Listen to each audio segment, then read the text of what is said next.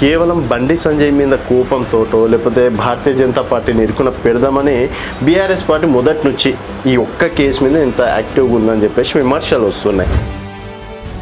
ఇప్పుడు నేను మహిళా నాయకురాలుగా ఒక అమ్మాయికి అన్యాయం జరిగితే నేను మాట్లాడకుండా ఉంటే ఎట్లా ఉంటుంది? బీఆర్ఎస్ పార్టీ మాట్లాడకుండా ఉంటే ఎట్లా ఉంటుంది? బండి సంజయ్ గారు చేస్తున్న మొదటి తప్పు ఏంటంటే ఏప్రిల్లోనే వారి కొడుకు తప్పు చేసిందని వారి దృష్టికి వచ్చినప్పుడే దాన్ని సరిదిద్దుకునే ప్రయత్నం చేయాలి.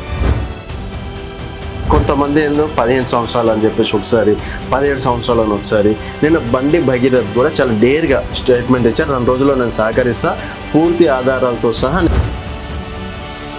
ఎంత ధైర్యం ఉంటే ఆ పిల్లగాడు మెయిల్ పెట్టినాడు, ఆయన మెయిల్ పెట్టాడు కదా, ఐపీ ఆధారంగా గంటలు పట్టుకోవద్దని కేసు నీరుగార్చాలని ఇంత హైడ్రామా చేస్తున్నారు.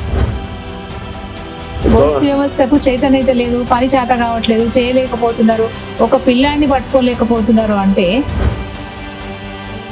రేవంత్ రెడ్డి గారు సిట్ విచారణకి ఆదేశించడం అనేది జరిగింది. తర్వాత సిట్ ఏంది అసలు? సిట్ ఏంది? నేను అడిగేది ఏంది? వెంటనే కంప్లైంట్ వచ్చిన వెంటనే శిక్షించాలి కదా. బండి సంజయ్ ఎప్పుడైతే కేటీఆర్ని కేసీఆర్ని తిట్టిండో, తర్వాత కౌశిక్ రెడ్డి ఇంటిపైన అనుచరులు దాడి చేసిండో, నెక్స్ట్ డేనే ఇది బయటికి రావడంతో. నెక్స్ట్ డే అంటే ఇప్పుడు మేమన్నా అమ్మాయిని అట్లా తయారు చేసి పంపించినామా? సో ఇప్పుడు ఈ బండి సంజయ్ కొడుకు ఇష్యూ ఏడు వరకు లాగుతారు మేడం? లాగేదేం లేదండి, అమ్మాయికి న్యాయం జరగాల, అబ్బాయి పనిష్మెంట్ చట్ట ప్రకారం చేయమంటున్నాం. బీఆర్ఎస్ పార్టీ అడిగిందనో లేకపోతే ఇంకో లీడర్ అడిగిందనో లేకపోతే మహిళా సంఘాల వాళ్ళు వచ్చి అడుగుతున్నారనో కమ్యూనిస్ట్ పార్టీ అడుగుతుందనో కాదు, చట్ట ప్రకారం ఏం జరగాలో జరగాలంటున్నాం అంతే.